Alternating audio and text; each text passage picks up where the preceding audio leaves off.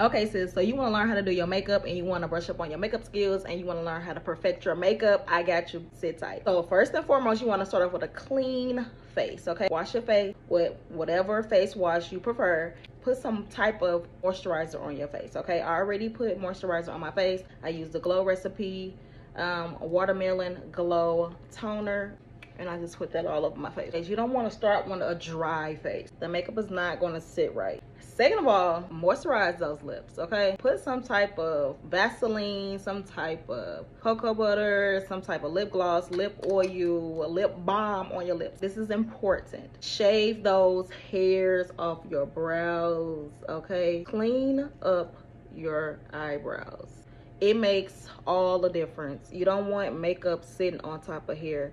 Makeup does not cover hair. You're going to see your hairs through your makeup and it's not going to look as neat and as precise as you want it to look. I really don't have face hair. I don't shave my face, but I do have a little like peach fuzz right here. So yeah, clean it up. And then I have a little bit of chin hair too. You want your face to look like a baby's bottom, okay? Next step, add some translucent powder to your brows, okay? Before you fill them in, you want that brow pencil to stick to something. You don't want a oily brow when you're trying to fill them in because it's just gonna make a mess. Next step, comb your brows up into place, okay? Don't just leave them like this when you're trying to fill them in. You need to comb them into place so you can have a perfect guide on how to fill in your eyebrows. Now this is a mess, okay? We together, we still here, okay. I'm gonna do long light strokes. Now, I know some of y'all are heavy-handed, but you're gonna have to lighten up, okay? Lighten that hand up, like lift that hand up a little bit. Light, soft, gentle strokes, okay? Don't wanna be too heavy because you're gonna darken your brow and make it bold and make it look boxy and all of that. So just, okay, so now when your brow is outlined right, fill the brow in with short strokes, okay? Short hair-like strokes. So now to clean up the brows, you want to take a concealer shade, at least one shade lighter than you. Some on the back of my hand, and I'll go on with a paintbrush. If you don't have a paintbrush, get you a paintbrush. This is a game changer. It's from Amazon. This is the best brow brush ever. You want to lay it flat. You want to lay it flat. You don't want to do this. You want to lay it flat. Like that. And then when it comes to that arch, I change positions and I go in upward with the brow pencil. Brush. You want to have a steady hand. Take your time. Voila. What I like to do, I like to connect my concealers like I have a unibrow, just so I know where to start my other brow, because I don't want my brows to be uneven like that. Clean up the concealer. Small concealer brush to clean up the concealer. Wearing eyeshadow, you can drag it down to your eyelids and use it as a primer or base for your eyeshadow. Look at the brows. Look at the brows. You cannot deny them. You want to set your brows where you concealed it. You want your concealer to stay in place and your brows to last. Takes away that oily look too. Okay, next, prime your face, okay? Use a primer on your face to make your makeup last. Okay, I like the Milk Hydro Grip or the e.l.f. Power Grip.